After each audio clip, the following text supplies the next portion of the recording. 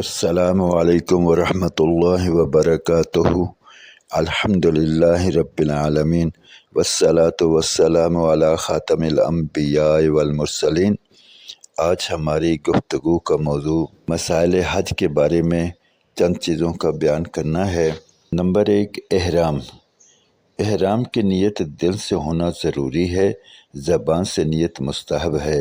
نیت کے بعد زبان سے ایک بار مکمل تلبیہ پڑھنا ضروری ہے، جبکہ 3 بار پڑھنا سنت ہے۔ وقوف عرفہ۔ 9ویں ذی الحجہ کو زوال آفتاب کے بعد سے لے کر 10ویں ذی الحجہ کی صبح صادق کے درمیان میدان عرفات میں ٹھہرنا چاہیے، چاہے کچھ ہی دیر کے لیے ہو۔ یہ رکن اعظم ہے۔ اگر کسی نے وقوف عرفہ نہ کیا تو اس کا حج ہی نہیں ہوگا۔ البتہ 9ویں کے غروب آفتاب تک عرفات میں ٹھہرنا واجب ہے۔ نمبر 3، طواف زیارت۔ جب تک حاجی طواف زیارت نہ کر لے، اس کا حج مکمل نہیں ہوتا۔ اس کا وجوبی وقت 10ویں ذی الحجہ کے سورج طلوع ہونے سے لے کر 12ویں ذی الحجہ کا سورج غروب ہونے تک ہے، اور وقت مقررہ کے دوران طواف نہ کرنے کی صورت میں دم لازم ہوتا ہے۔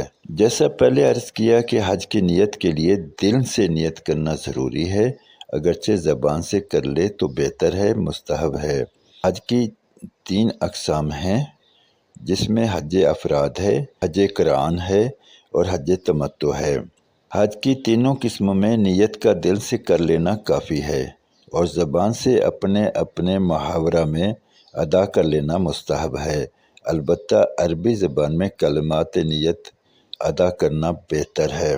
یاد رہے کہ حج تمتع کرنے والے پہلے عمرہ کی نیت کریں گے، پھر 8 ذی الحجہ کو حج کا احرام باندھ کر حج کریں گے۔ اپنی اپنی زبان میں حج کی مختلف کتب ملتی ہیں، اس میں نیت کرنے کو دیکھا جا سکتا ہے۔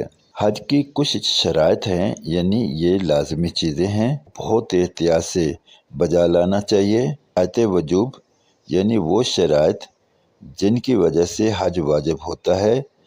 نمبر 1، مسلمان ہونا۔ نمبر 2، عاقل ہونا۔ نمبر 3، بالغ ہونا۔ نمبر 4، آزاد ہونا۔ نمبر 5، حج کا وقت یعنی حج کا موسم ہونا۔ نمبر 6، سفر کے خرچ پر قادر ہونا، یعنی دوران سفر اور واپسی لوٹنے تک اپنے خرچ کے ساتھ ساتھ اپنے اہل و عیال کے نان نفقہ کی ادائیگی پر بھی قادر ہو اور سواری پر قادر ہو۔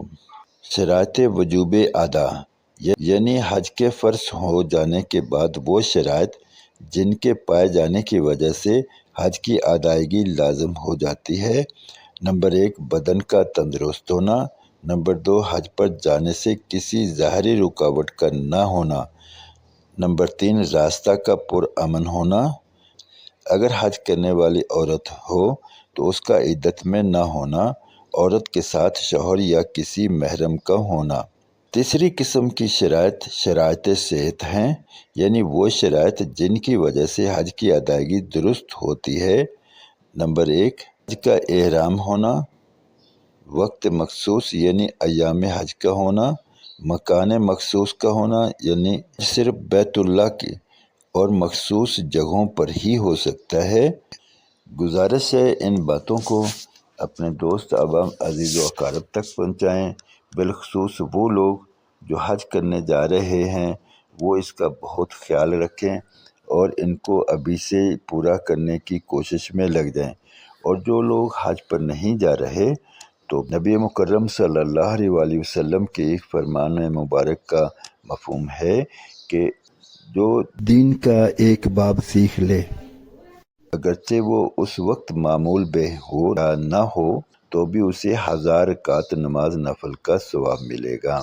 اللہ رب العزت مجھے، آپ کو اور ہم سب کو عمل کی توفیق عطا فرمائے۔ جزاکم اللہ خیر و احسن الجزا۔ اب تک کے لیے اتنا ہی، انشاءاللہ ملتے ہیں اگلی ویڈیو میں، تب تک کے لیے اللہ حافظ۔ السلام علیکم ورحمۃ اللہ وبرکاتہ۔